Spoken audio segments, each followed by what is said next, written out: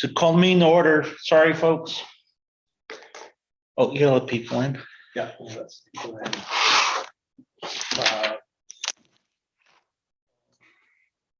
Wow, back up. I know, right? Because you're gonna be small in the edit. Don't worry. You're just big on the TV. Because you guys, I always edit you guys in Zoom view. So Oh, you know what I can do though, Rich? I can change the view here, so there isn't a big square all right, like that. Better? Yeah, is everybody in? I think they're all in now. Okay, sorry, folks, went to the wrong school. But I'll let you know in Wardsboro, there's nothing going on. Nobody broke in your building. So, first item of business is, board norms changes to the agenda. Is there any changes to the agenda? We don't have Bill tonight, do we? Yes. Yes, we do. He's in 2 meetings, but Oh, hey, Kate, what's board norms?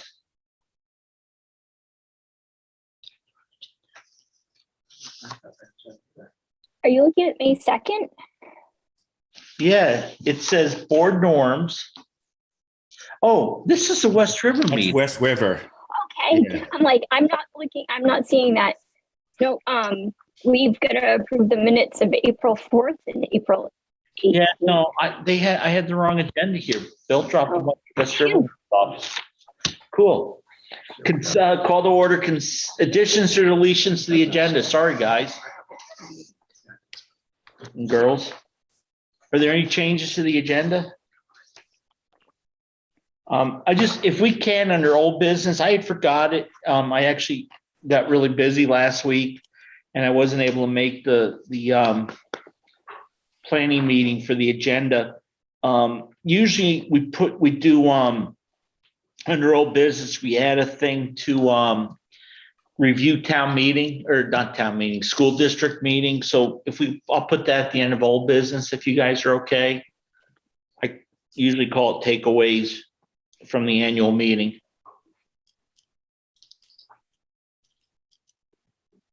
If there's nothing else from everybody, is everybody on the one screen? 1, 2, 3, 4, 5, 6, 7, 9, and 9. Yeah. Oh, We're all in cool. one, I guess. Okay. Members, consent agenda, minutes of the April 4th and April 18th meetings, 2022 meetings. I believe they all went out with the packet. Yes, they did. I'm looking at them here. Does anybody want to make a motion? You don't need one. Oh, we're doing consent agenda. I'm sorry. Is there any problem with that, with them? Do we have no Peter tonight? Oh, no Peter tonight. So can you keep, I guess I'll keep notes. Do you want me to send you my notes, Rich, that I take? That's Amelia Nick who's saying that. If you add times to it, I'd love it. Yeah. Okay. You'll become our de facto minute taker tonight. You'll make Matt and Tammy very happy people. Thank you. So if there's no additions, changes, I have nothing for correspondence. So by unanimous consent, we will move forward. And members of the public, and Amelia, I think you're the only public. I'm all good. Thank you. Thank you. Members of the staff, I see Valerie's there. Valerie, do you want to speak, or are you just checking up on us or visiting or saying hi, or did you do another igloo or something?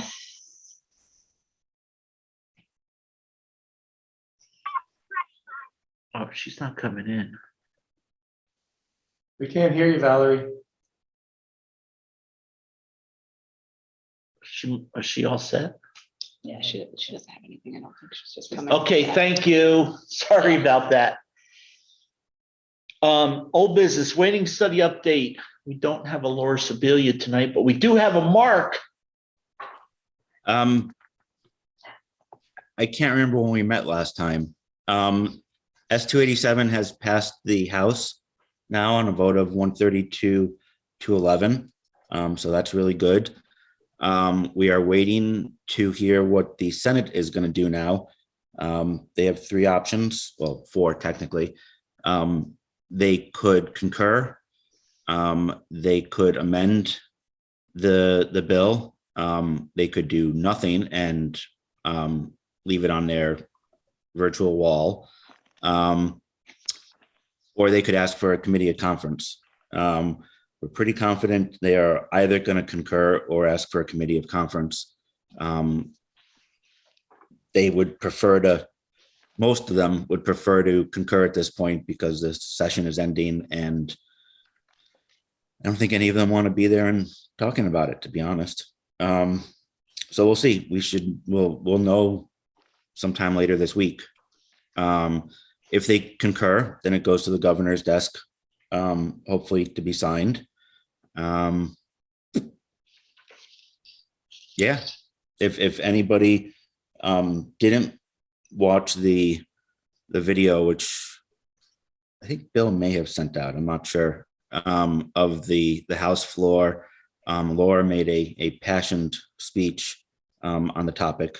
It is worth watching if you haven't. I can either send out a link or it's available on the legislative page of the coalition's website. That's it. It's actually been Mark, quite a few days. If you don't mind, would you send that link out to everybody? Yep. Bill raised his hand. Oh, I see that. Go ahead, Bill. Yeah, I was just going to ask the same thing. If Mark could send it to me, because I know the SU boards in general would be interested in that. Are you I will good do with that, that. Mark? Yep, absolutely. Thank you, sir. I got a quick question for Mark. Go, Dwight. Has the governor given any indication if he's will sign it, or do you know? And has he tipped his hand, or is he kind of waiting to see how all the votes come in? We know that he's got one concern, which is that there's no cost containment in the bill because they are suspending the excess spending penalty from FY23 through 2029, whatever that ends up being. But we don't know whether that is something that is actually going to stop him from signing it yet at this point. His only concern, the only reason that he hesitated signing S13 last year was because of the 2-year moratorium on the excess spending penalty. The coalition advocated for reinstatement of the excess spending penalty because it was no longer going to be affecting districts like ours. It was going to start affecting the overweight districts instead. But the legislature saw it differently. So we'll see. That is a definite concern. Okay. Yeah, but he doesn't normally tip his hand on these things. Seems like, unless it's and it seems overwhelming in the House. So we'll see. It was all 11 of the no votes were all Republican. Although I'm not sure that matters to the governor. And he's vetoing a lot of bills right now. Yeah. And good chance he's going to veto the budget. So we're not going to count any chickens till after he signs it. Yeah, for sure. Thanks. No problem. Thank you, Mark. I appreciate that. I know at our executive committee meeting for WCSU, the Speaker of the House, I think, was sick the day that Laura did her speech. I think Emily it was another day. Emily started the session, but Jill came in and took over. Okay. So Jill was there. I just know there was a comment that Laura did a really good job, really passionate speech. So She really did. it's been 20 years in the making. I know. If we're all good, we'll move on. Cool. Approve financials action. So there's redaction requests, and I don't remember who it came from. It may have been Mark mentioned it. Chad, I'm sorry. Chad mentioned it. Chad, you got a ghost appearing over your right-hand shoulder. Be careful there, buddy. There were student names listed in some paperwork, I believe you said. Can you just do that again? Remind us again? Yeah, it was with the AFLAC bill, and apparently, I guess it was the policy codes. And I was just concerned that they might be saying more about what was actually being, what type of services were being rendered. And I just want to make sure that we were not unintentionally violating anybody's health information privacy. I think you and I was able to show that to you at the end of our last board meeting prior to the annual board meeting. And it seems like it is just the type of policy and, something that would be not in violation of the privacy. So I think we're in good shape. Okay, and I think, Bill, usually we're pretty good with having everything taken care of at central office. Every now and then something may slip, but for the most part, we don't see names or anything that we're not supposed to see, correct? Yes, and I really appreciate that clarification. And Chad, I think it was great to ask, and I appreciate the investigation. And I read it the same way that you're explaining it, Chad. So thank you very much. Cool. Thank you, Chad. Hey, so we have the financials, and I believe they were sent out last Thursday or Friday. I believe Friday. The amount to about $245,678.28. Yep, I'm getting a thumbs up from Kate. Was there any questions on any of those? I'll move it. Okay, Mark will move to approve the financials in the amount of $245,678.28. Do I have a second? Kate will second. And Kate seconds it. Is there any discussion? I do have one question, somewhat unrelated. Is it possible that we can, the file that we get, one of the files has the reports and all the checks? Is it possible to get a separate file of just the reports? While I know it's all public access, I don't know that it's necessary for us to be putting copies of all the checks out there unless they're requested. But the reports obviously should be. So it'd be nice to get a separate file on that. Hey, there's Peter. Hi, Peter. Hi, my apologies. Something in the text. Well, that's fine. Amelia was volunteered to take some notes for us. So we'll hook you up with Amelia after the meeting and you can get those notes. Excellent. She takes far better notes than I do. Yes. No, I shouldn't say that. I'm sorry, but she does take good notes. Mark and Bill, on Mark's request, on Friday, I had lunch with Lori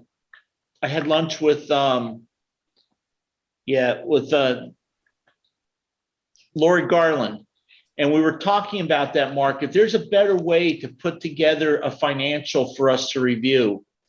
So I don't know, she was going to talk with Bill. I don't know if she got a chance to. It was pretty late on the day, Friday.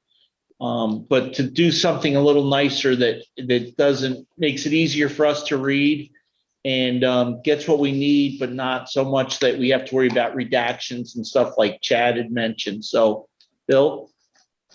Lori and I have not had a chance to talk about it, but if you guys talked about it on Friday, it might be helpful, Mark, if you emailed Lori and I about your request, and then that will add to the discussion Rich had on Friday, and then I can follow up and see where we can go from there. Sure. Thank you, Mark.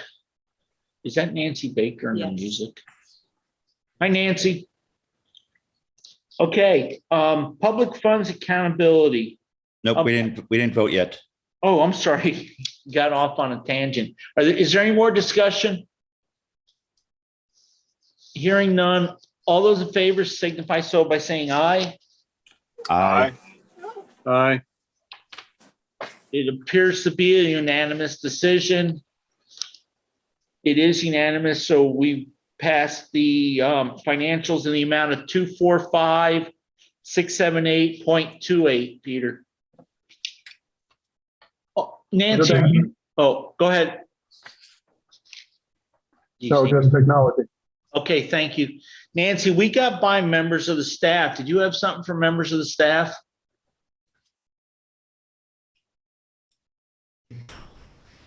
No, I'm just here to listen to the conversation. Okay. So we're up to, in old business, public funds accountability.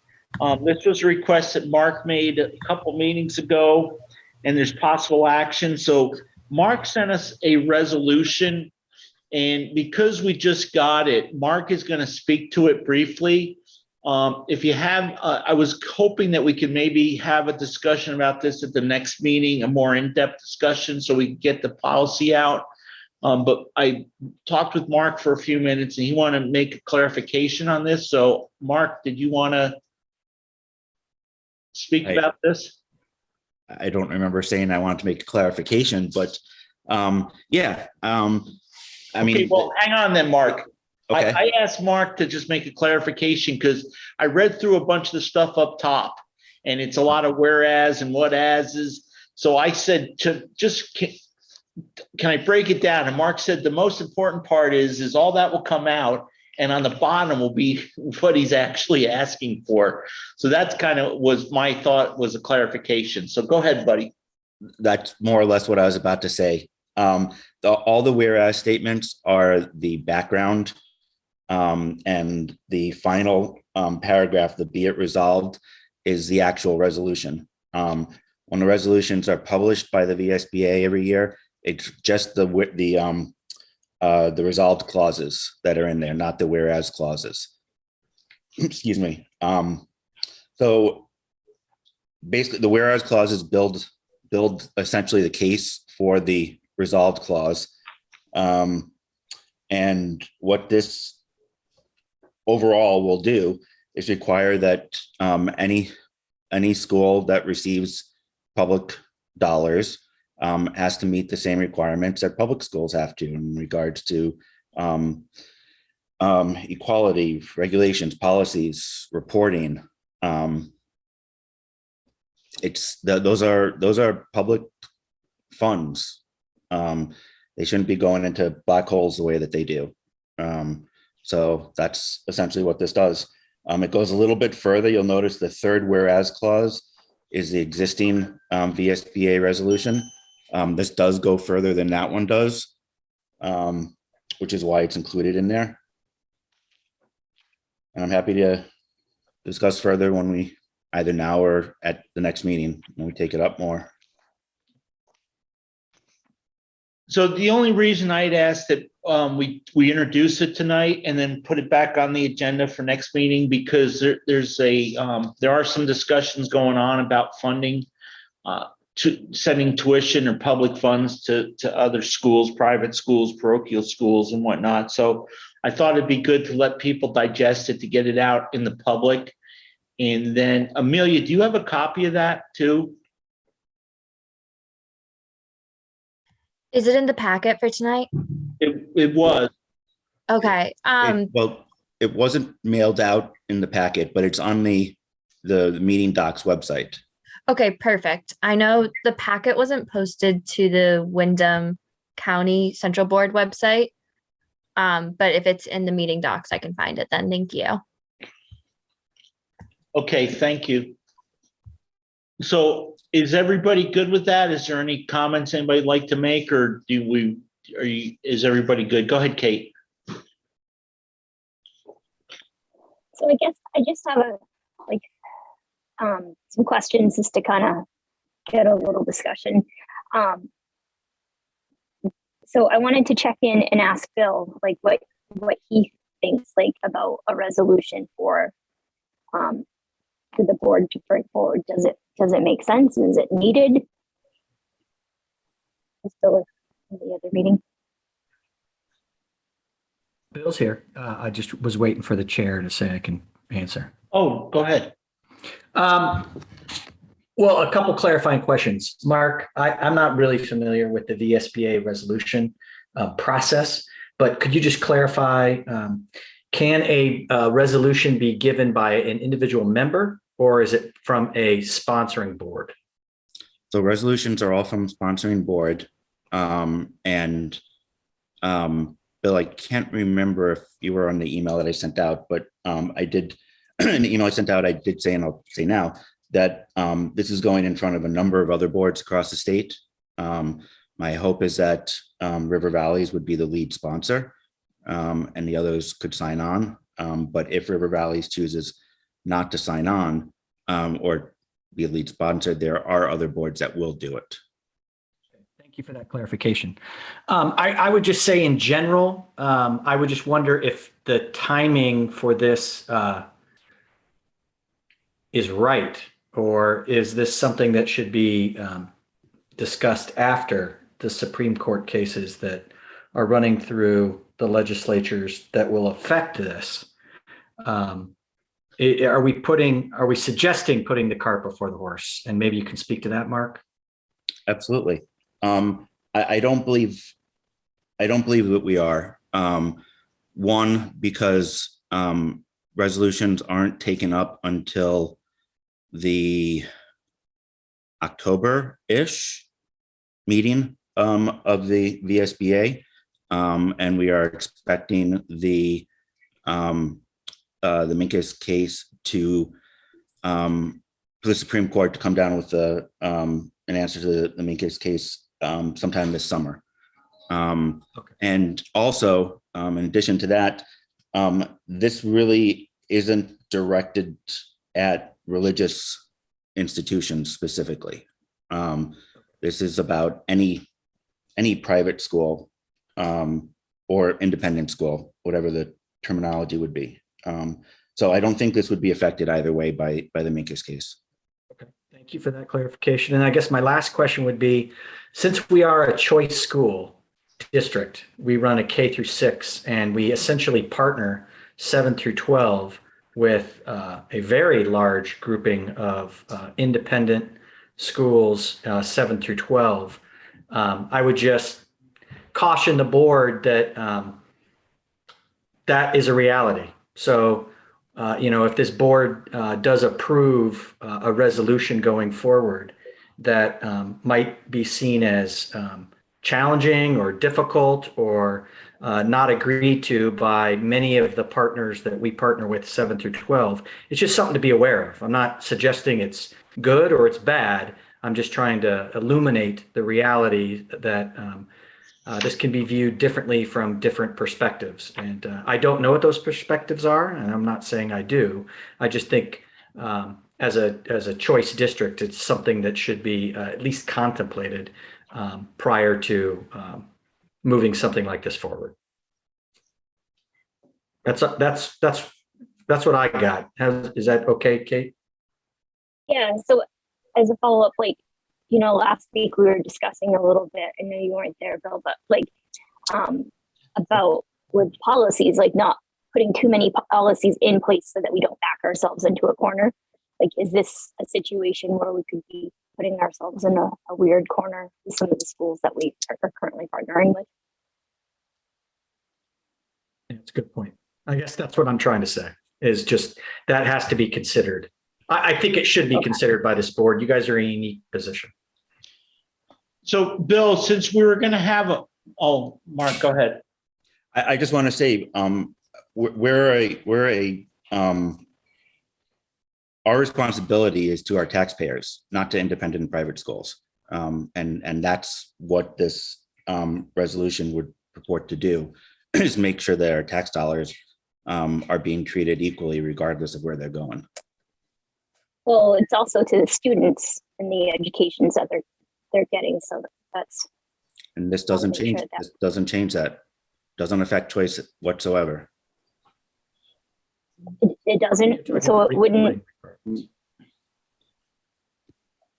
Well, that's, if it's okay, Mark and Kate, that's what I was going to ask Bill, if he could just look into that, because that's why I asked Mark before tonight's meeting about it, because I thought all it was asking for was, if we send you public funds, what have you done with our public funds?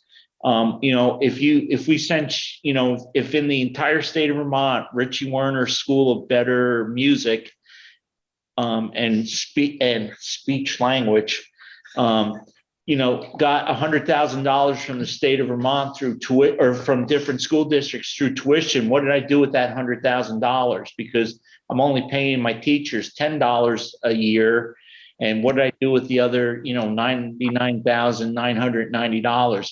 And, that is something that we in Dover and a lot of people from this area 20 years ago when Ann Manwaring was in legislature had been asking for accountability. And we heard about that from Lori just recently at Wyndham Central, where, the state adopted a statewide accounting system, but only a third or half of the state went to it and the other half doesn't want to use it. And there's been some real problems with it.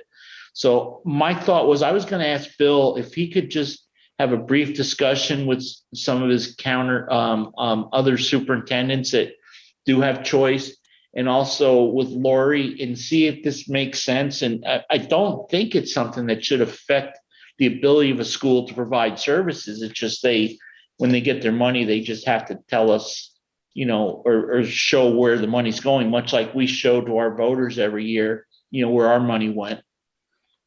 And I think that's what that all is. And again, that's why I asked Mark for some clarification. I can do that. Mark, could you send it to me, the resolution? I will include it in that email with the other items. Perfect. Thanks. Yeah, I can follow up on that. I'll talk to fellow superintendents, and I'll talk to our director of finance, see if they have any input, and I'll share that with the board on the 16th. Okay, Kate, does that work for you? That works. Thank you, guys. Okay.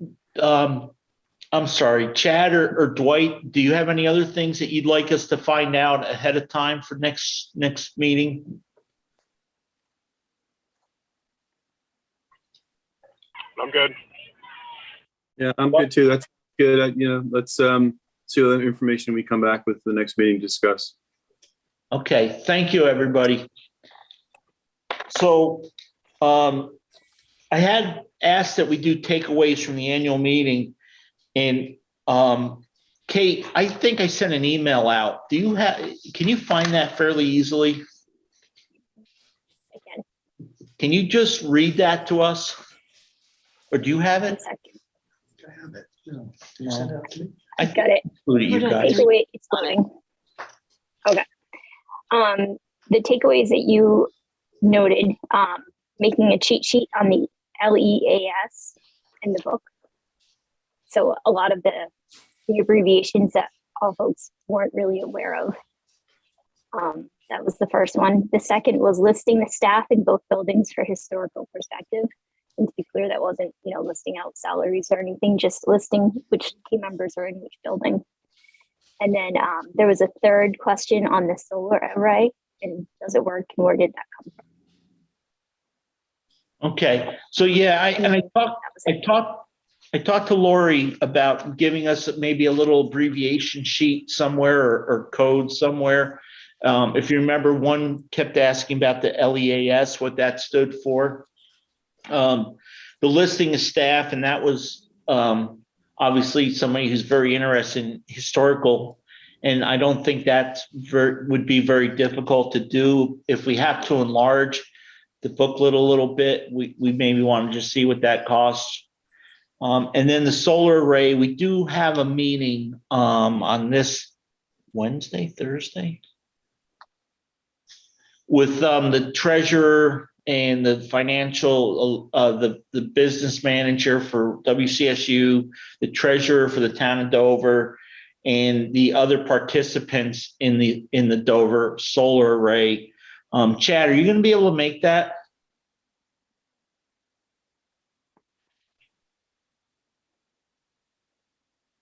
Did we lose Chad? We'll check with Chad afterwards.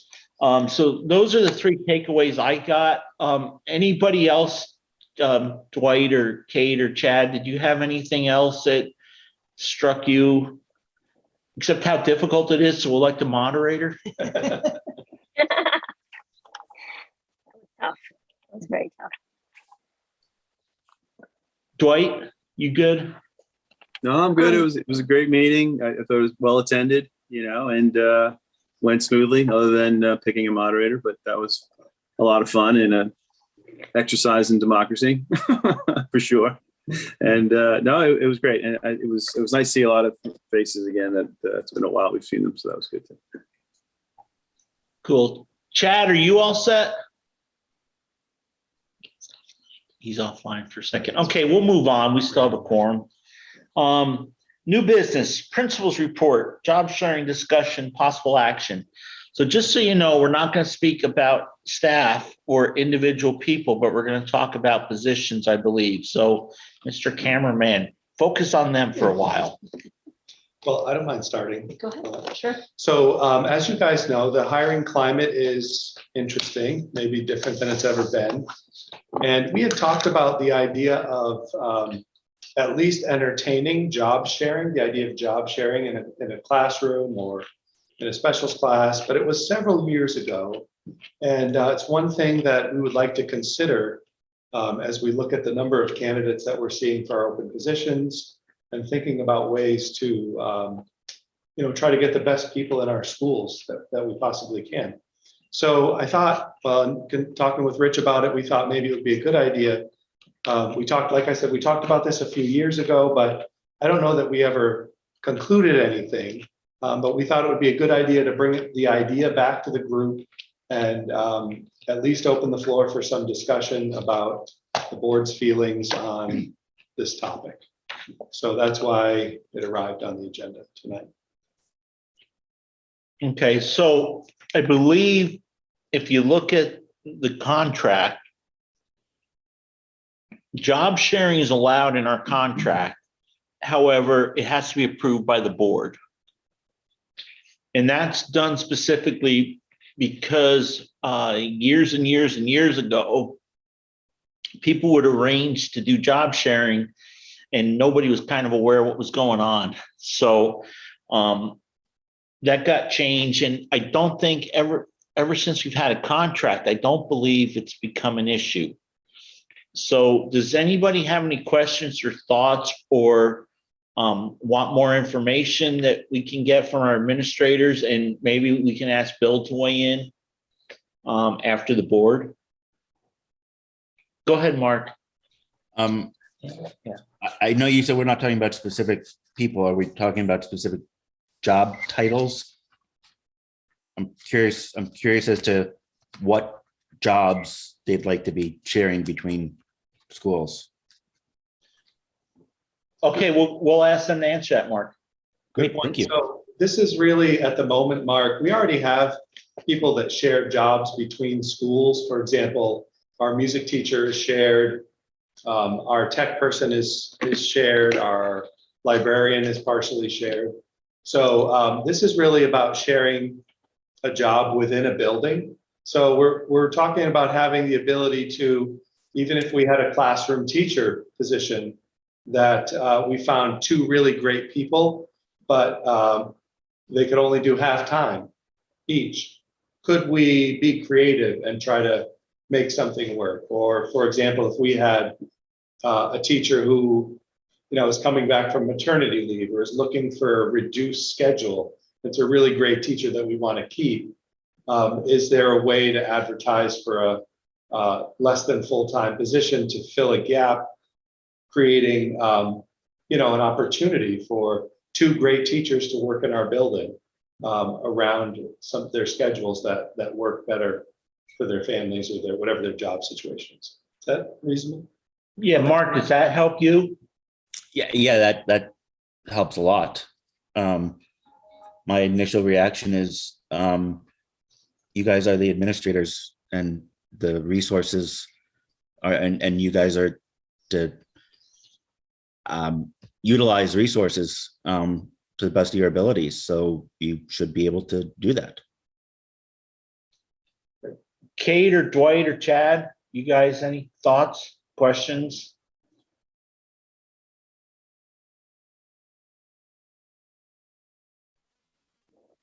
I concur with Mark. I think Tammy and Nat know what people have available.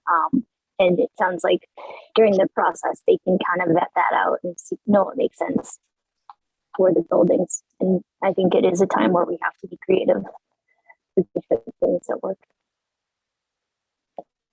Thank you, Kate. Dwight, are you good, sir? Okay. Chad, are you back with us? Bill, do you have any comments, thoughts? Or are you all set? I would just echo what Mark and Kate said, that I think when we empower our administrators to make high quality decisions, they usually end up in good places. And I think just in general, the idea of job sharing, I guess the kind of filter that I would be looking for would be that is it good for students? And is it within our spending allocation?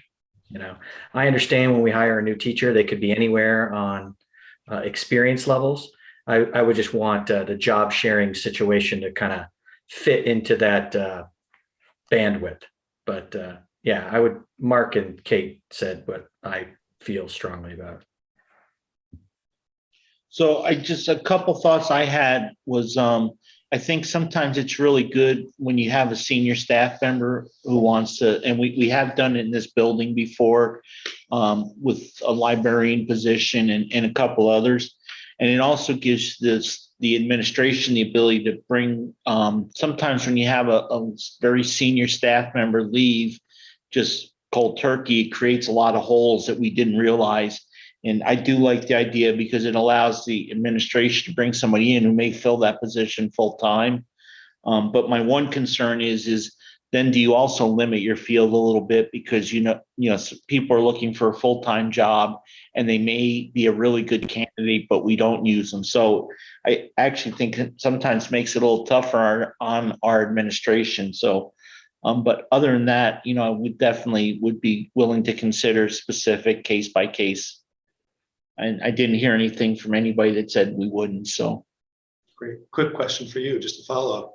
So how would you like to be notified as a board? Would you like to be notified as, we see an opportunity one at a time? Or do you have a thought on that? So how would the board feel? Would you like to have each time they're considering that, talk to us first, or when they're getting ready to put an ad out, let us know, and we can have that discussion beforehand? It's kind of up to the board, and Bill, I guess we would look for some preference from you also, not a suggestion. Mark, I'm sorry, I don't have my glasses on. It's hard to see. You're so far away. It's okay. I'm closer than a lot of other people are. I'd say that, in all honesty, I would just want to be notified unless there's a financial aspect that we need to discuss. I trust our administrators. So I don't think that it's necessary for them to bring every decision like that to the board. The board has always participated, as far as I know, in the hiring, the interview process. So I would imagine we continue to be part of that. But I don't think there's any reason to bring the whole concept to the board for every position. Okay, thank you, Mark.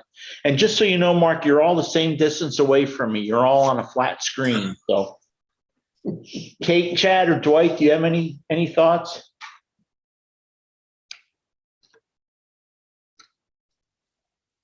Yeah. Go ahead, Dwight.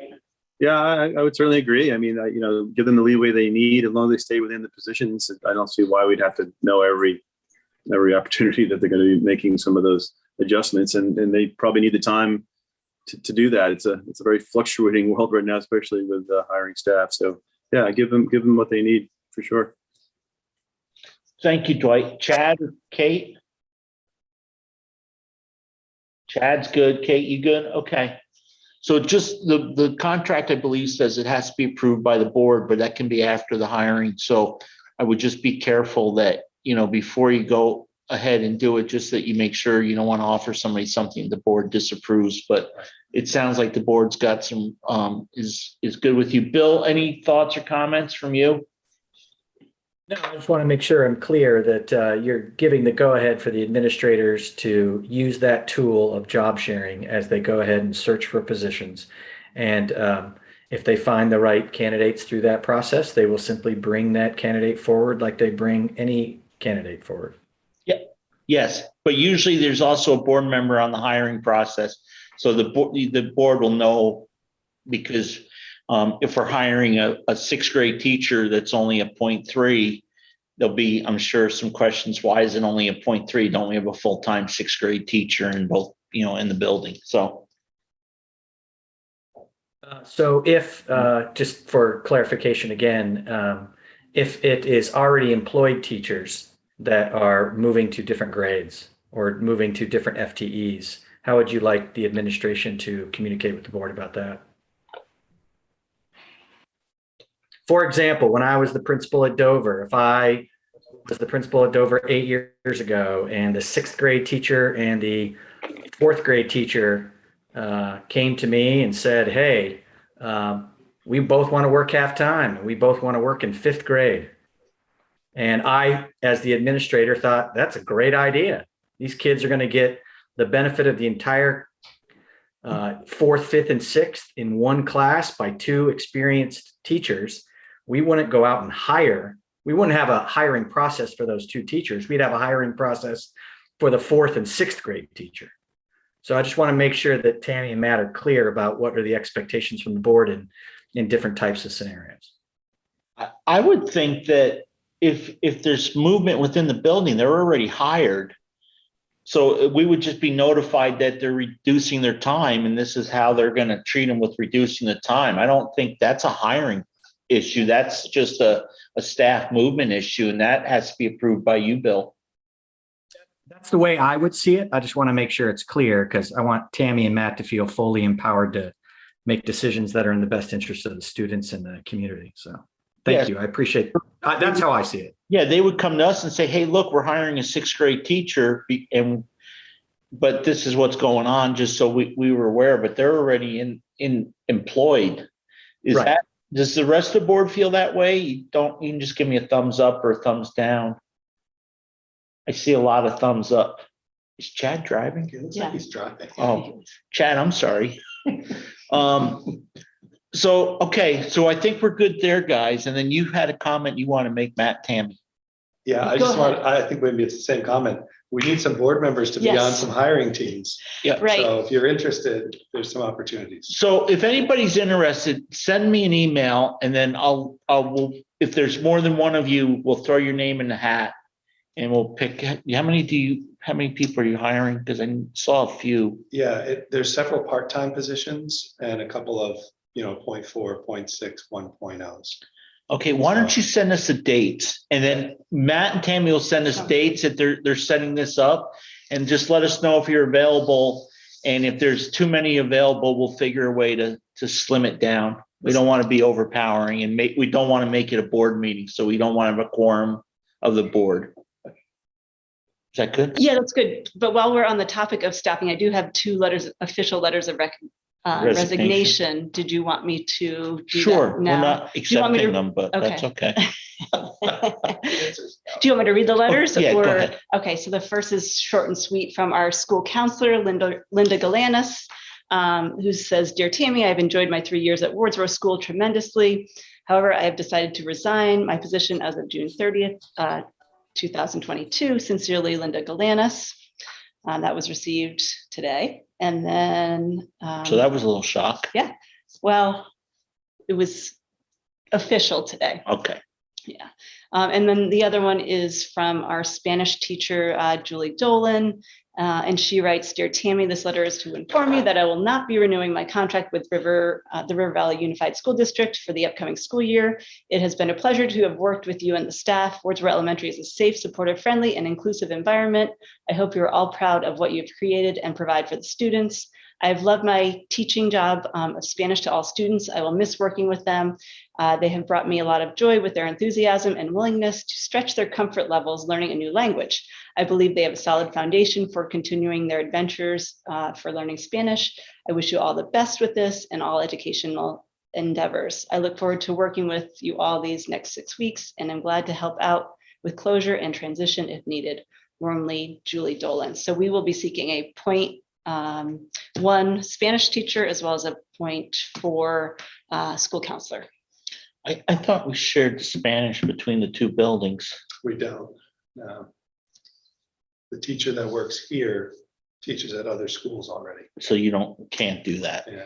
Okay. And what about the counselor? Aren't we looking for a counselor here also? We're looking for a 1.0 counselor, and there's a 0.4 Correct. counselor. Okay. That works. Can you hire 2 at 0.7? Maybe a Right. job share. Yeah. Okay. So we got the 2 resignations. I think I speak on behalf of the board to accept the resignations with regrets and wish them the best going Thank forward. you. I will pass that along. Okay. Hey, Bill, it's your turn.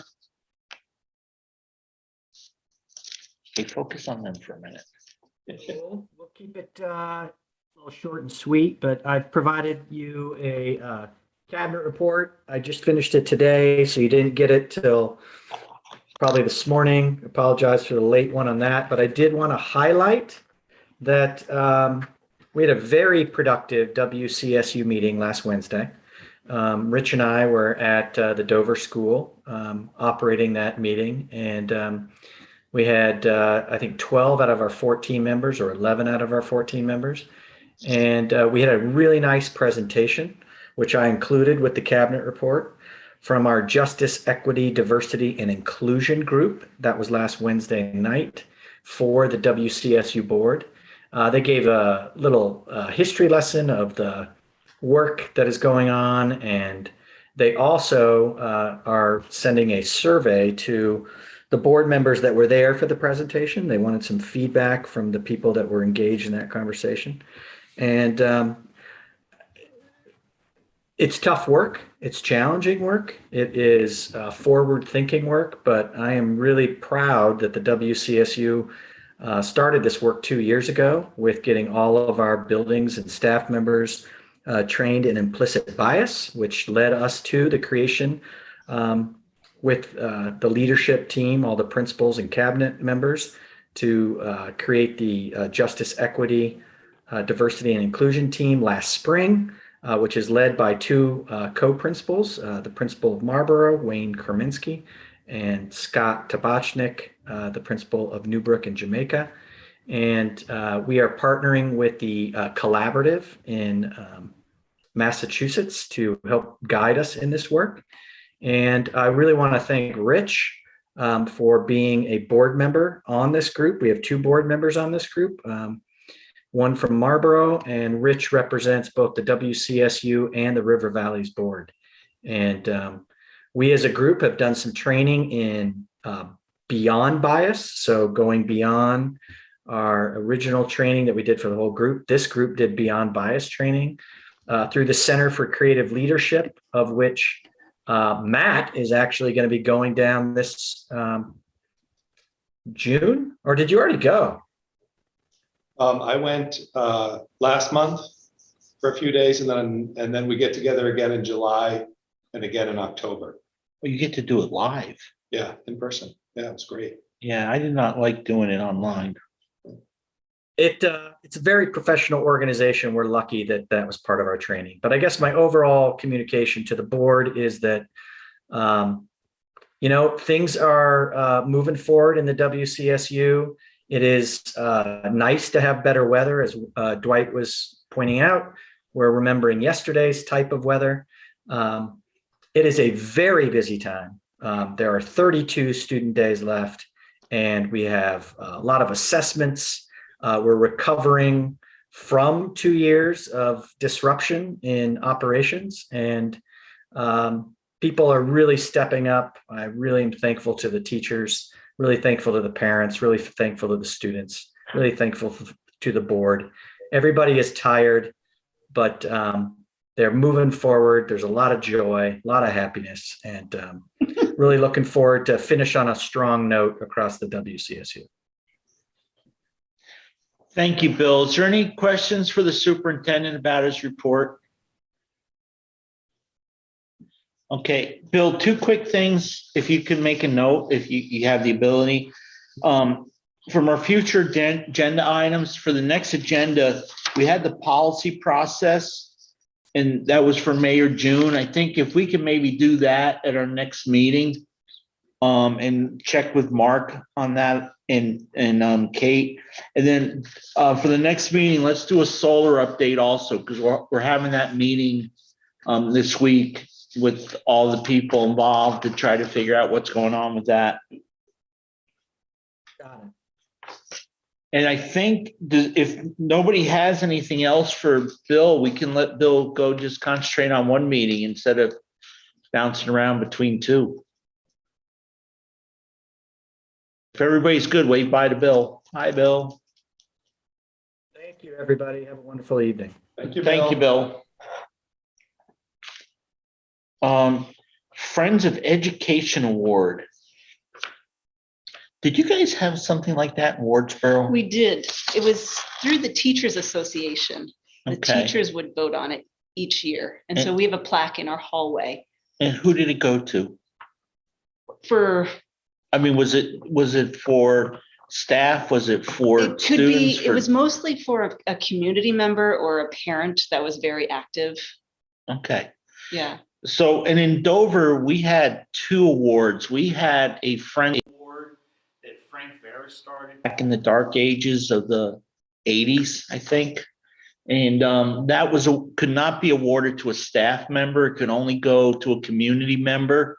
And then at some point, Rich, yes. you froze there for a minute. Can you repeat what you just said?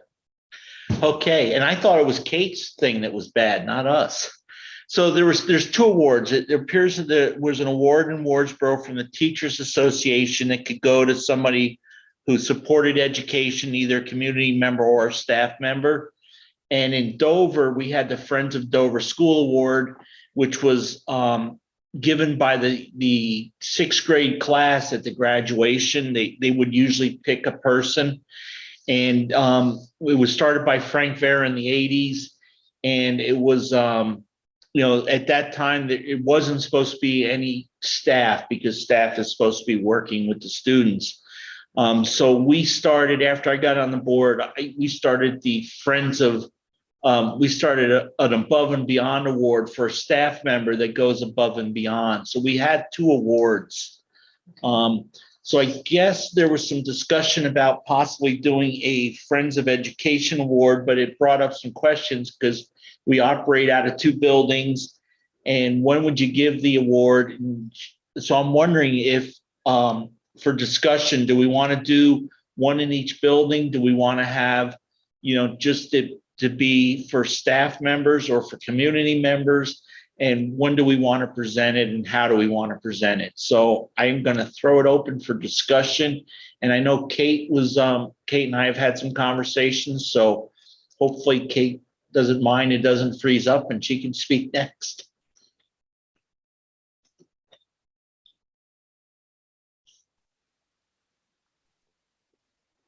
Yeah, there was some discussion on it with the Friends of Education Award. I was kind of having when we were doing the planning meeting, Bill and I were kind of talking, and one of the things, like, we didn't talk about it from a 2 different building perspective, but like just from the board perspective, like, an award that the board would do. So that was my understanding of it, and doing some type of Friends of Education. And should I go into more detail on that, or? Okay. Yeah, I couldn't hear her. Hey, Kate, you're, I don't know if it's you or me. Could you shut your video off and try that again? It was you, Rich. We could hear it just fine. Okay. Then I really Must be the rain dislike here. our network up here. I had problems too. It's kind of leaping around. Okay.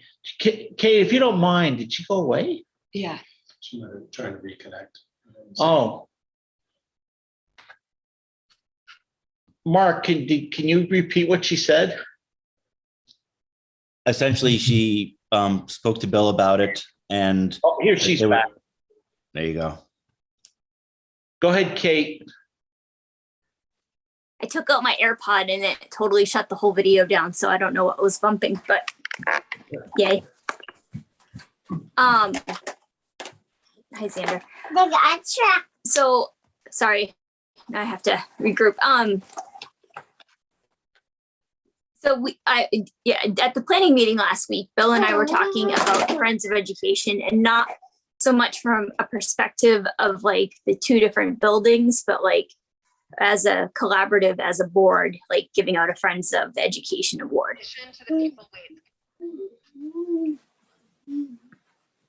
Okay, so that's why it says where the plaque would reside and where given.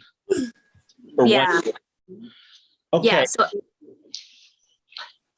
So let me ask this of the board. Does the board want to do one award, or would it make sense to have one for each building? Would there be, I don't know, I'm just throwing it out there, whatever you guys seem to think, you folks. We could do one for each building. We could do just one overall. We could go, I think if we make that decision first, then the other decisions will follow. Go ahead, Mark. I would do one from each building. Definitely. If we wanted to create a whole new award, we could try to make something up that is a district wide, but this seems like a real school building type award.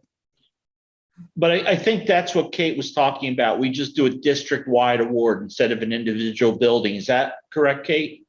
yeah, because like Mark, what if we had folks that were working on behalf of both buildings as the working on behalf of the district? Like, how would you divide it up? Like, like one person gets an award out of one building and one person gets an award out of the other. Like, I'm trying to think of how that would work from a collaborative approach.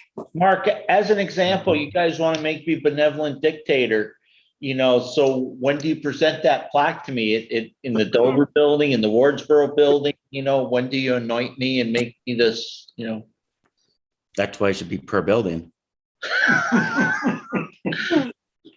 No, so I kind of see it both ways. Oh, Chad, go ahead.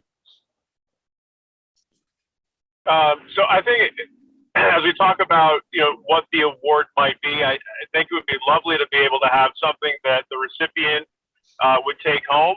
And then it's very easy to have a plaque. I think it wouldn't be overly costly, is my thought, to have plaques in both buildings that represent, each year.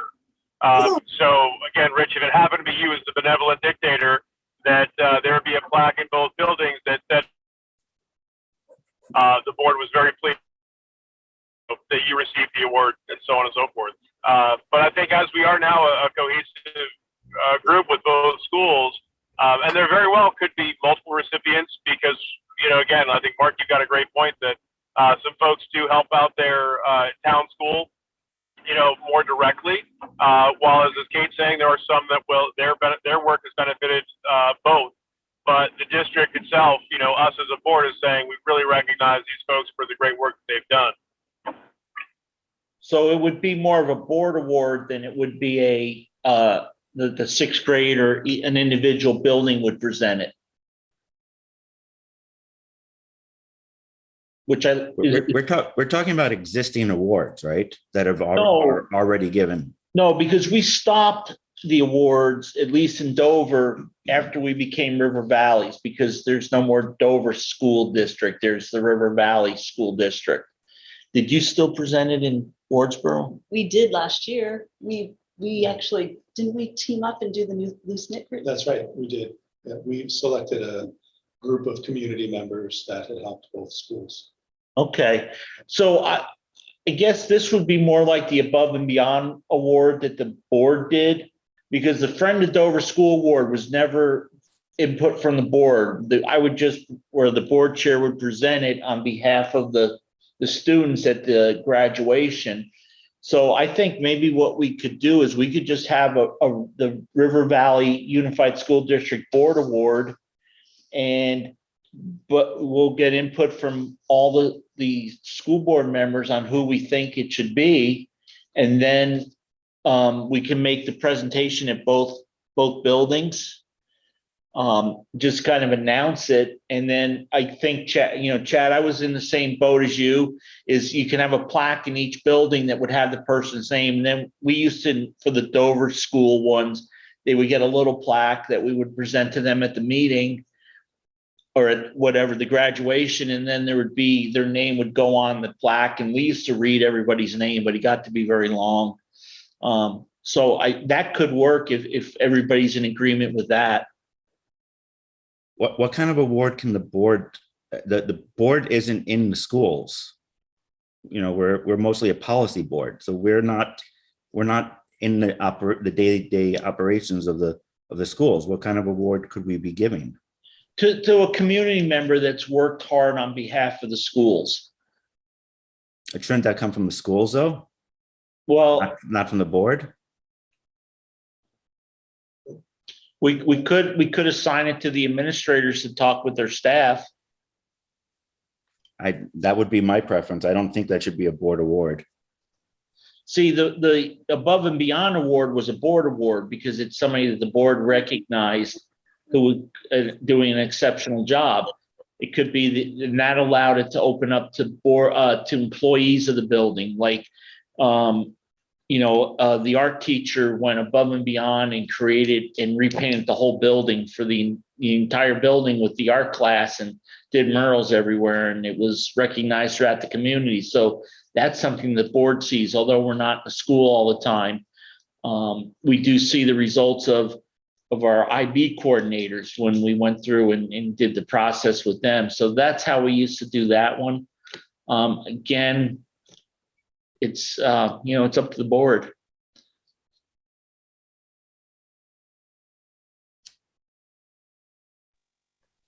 Go ahead, Dwight, or Chad, I'm sorry. One above. Well, I think, as Mark's saying, we would, because we're not in the school on a daily basis, it might be wonderful to be able to have the assistance of the staff and the administrators from each building as they recognize the folks as well. So it's not as though it would be solely, the board directors and the chair that say, let's recognize this individual, but I'm sure that we'd have some input, of nominations of sorts. Back from the above and beyond. Thank you, Chad. Kate, you trying to unmute? Well, maybe I hear what Mark is saying, and yeah, but maybe it's not something we do annually. Maybe we just do it when something arises.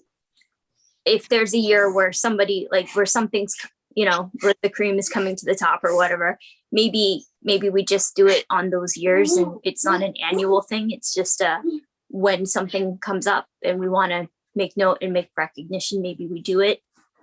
Maybe it's not a plaque that lives at schools. I don't know, but maybe we just adapt and do something as we see fit.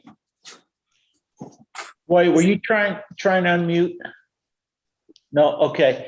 So I asked Matt to just go grab the plaque. Mark, give me 1 second of the above and beyond award. Oh, so then I don't need that one. This is the friends. Yeah, so like the above and beyond award, we awarded it to I believe the mover one time, or on behalf of the mover, because they were assisting us with transportation. Matt, who else is on that? Oh, yeah, and it was also to recognize staff, and a lot of times when they were above and beyond. Andy Davis, the music teacher. Chip Vickery was a board member, worked with us to get the solar together. Frank Rucker, Patsy Beam, it's all different employees. It was more of for the employees. Yeah, and then some board members when they retired after a period of time. So that's good, Matt. Thank you.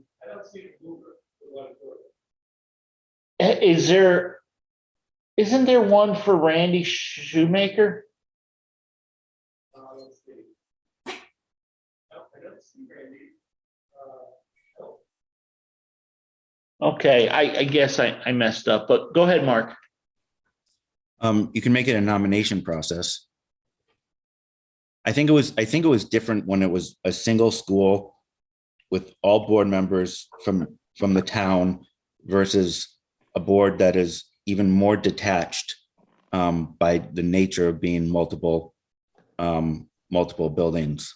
It doesn't make sense to me, but if you do a nomination process where people have to nominate somebody and give their reasons for why that person should be honored with that award, then that's something the board can vote on. Okay. Does anybody else have any other thoughts? Can I add something? Oh, please. Yeah, I just think if you're thinking about recognizing somebody in your community, you should just do that from a real genuine place. If there's something you want to honor and recognize as a board, then do that. Don't worry about what's been done or how it's been done. And then there's lots of ways to honor the person. It could be at a graduation, it could be at the annual meeting, could be like Kate said, Oh, you know, you have the Golden Apple Award and it goes to somebody different every 6 months or something, right? So, but I think the important thing to think about is what do you want to honor and why? And then it will organically grow into a tradition that, you know, you guys can keep going over time. You know, as an example, and Matt, you brought up a good point. At the annual meeting, you know, we thanked Dr. Backus and asked, you know, did a standing ovation, but maybe we could have honored him with an award for, you know, Friends of Education for all the years he's been the moderator for Wardsboro and then for River Valley. Great example. Pardon? That's a great example. Yeah. So if that's okay, then Mark, I think let us take your suggestion and Kate and I'll bring something back at the next meeting. Is that okay, Kate? Okay. Mark, are you good with that? Chad and Dwight, thumbs up, thumbs down? Okay. Thank you, guys. Hey, guess what, Mark? It's time for you to speak some more, you and Kate. Policies.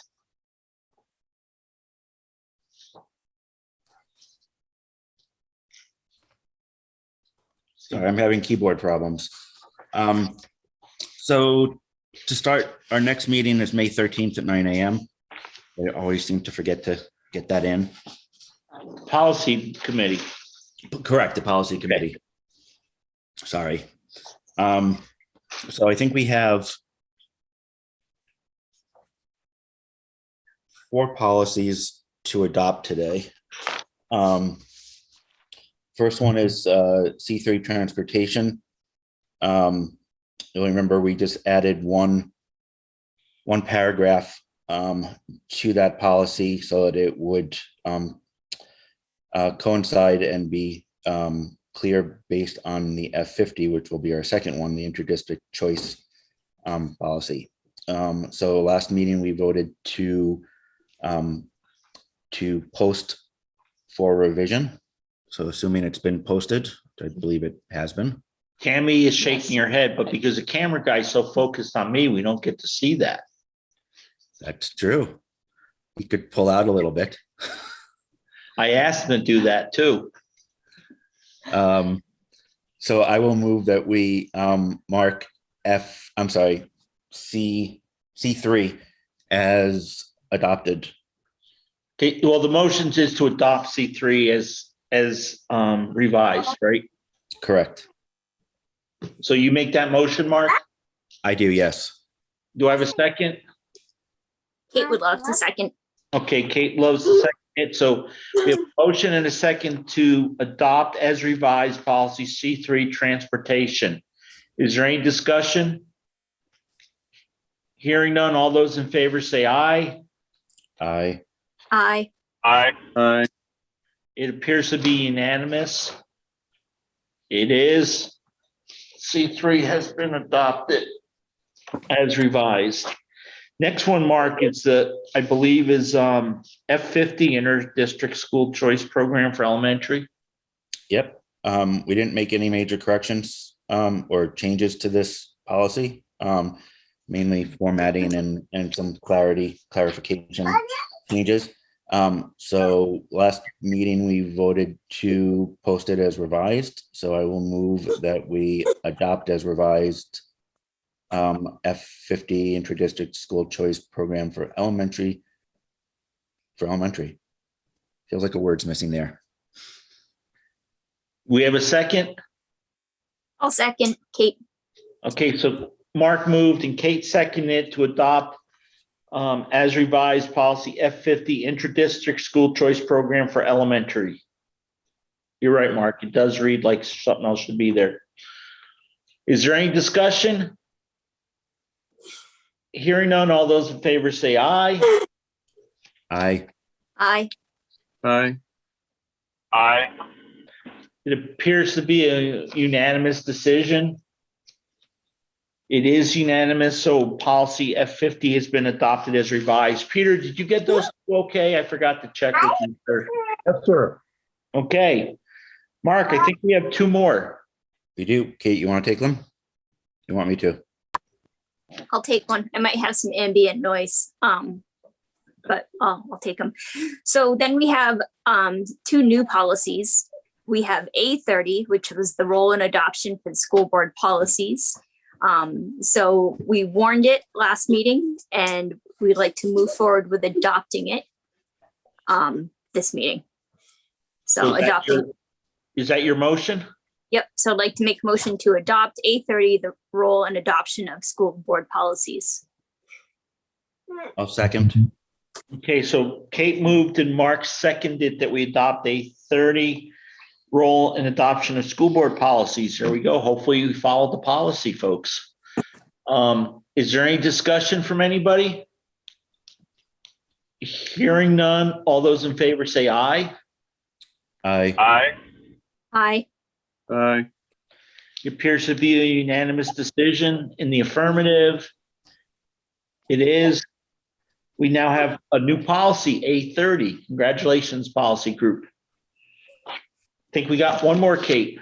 All right. And the last one is C21, the search and seizure of students by school personnel. Mark worked on this for quite a while. There was a lot of word smithing that went on with the state, I believe, but yeah, the VSBA responded to Mark, all the questions that Mark sent up and everything. And it was last updated by the VSBA on 3/30/2021. So we would like to move that. I would like to move that we adopt policy C21 as it's been warned at the last meeting. I'll second.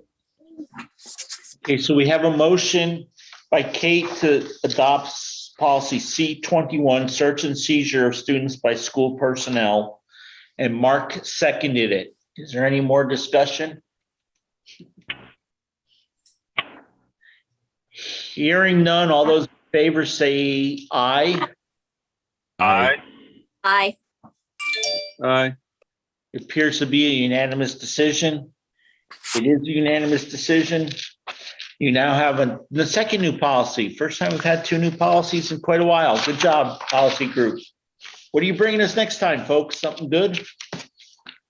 I'll let you know at our next meeting. Okay. Executive session. Do you guys have anything? I don't have any executive sessions. We have a bunch of future agenda items. I asked Bill to move two of them. Somebody's going to get in trouble here in a second, I think. Bill to move forward the policy process in the solar update. Mark, I don't know if you, Kate, have any comments on the policy process that you want to see too. Maybe get it to Bill ahead of time, and that way we can, if there's any material we need to get out, we can get it out. Are there any specific questions that people have that you want answered? No, I was just thought it'd be a good review. We do have a newer board member on, and I just thought it'd be a good time to kind of review how we create policies. What is our policy? You know, we have the policy on policies, but just, you know, to discuss policies, why we have the policy committee. There's going to be some work that the SU policy committee is going to do, just how all that relates together. Okay, you got it. So yeah, if anybody has any specific questions or any thoughts too, I really want to go back to the administrator showing us the hole in the policy so we know it was actually posted, because the faintest of holes is better than the finest of memories. If you don't see the hole, how can I prove it was posted? But it's I just think it'd be a good thing to kind of review, Mark, and there were some things that like we're going to talk about how taxes are created, board budgeting review. And I think it would be good to do that. And then, Chad, are you still there? No, he's gone. He's Okay. in the car. Do you remember when we're meeting with the solar group? I looked at my calendar and I don't have that up. I think it's Wednesday at 11. Or this week. No, it's this week. Wednesday, I think Wednesday at 11, there's a small group for solar meeting, the fire district, the school, the town, our business manager to discuss where we're at.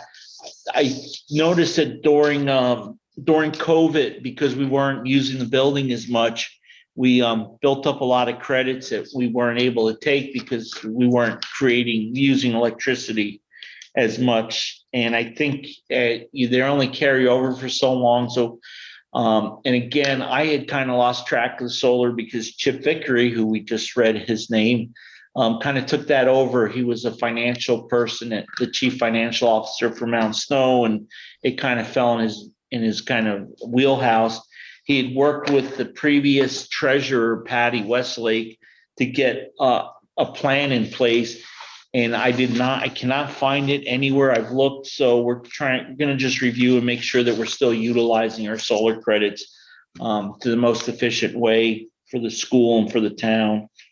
And those of you that don't know, the Wardsboro buildings got tied in with the Newbrook solar program. Ours was a couple years before that, and we had used up all our credits. We couldn't share credits with anybody else because we had committed to more credits than we had, but it hasn't seemed to work out that way. Rich? Yes. I had asked if we could get at not a full recording of statements, but some sample statements, current sample statements, so that we can see how Green Mountain Power is handling the solar. Yeah, they give us a credit, and then we have to pay 85% of the credit to the people that own the solar array. And we do get they are in at certain times. If you look at when we pay the electric bill, it actually comes to us as a credit. And that's one of the things I asked to get copies of those for the last couple of years. So hopefully we're going to see that on Wednesday. You can say we also need them for the fire district and for the town, because those credits are going directly to them. Yeah. No, I know. That's why we're all meeting together. Okay. Thank you. Okay. You're welcome. If there's nothing else, I'm going to break all your hearts again, because we only spent an hour and a half and I ran out of stuff to discuss.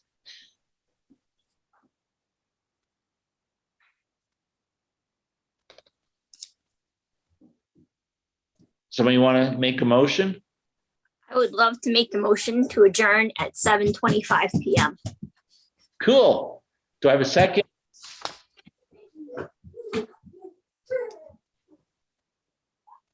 We'll rush to it. Second. Okay. We're all adjourned, folks. Thank you very much. And we'll see you all in 2 weeks, May 16th at the Wardsboro School, not the Dover School. Hopefully I remember to go to the right place. Thank you, everybody.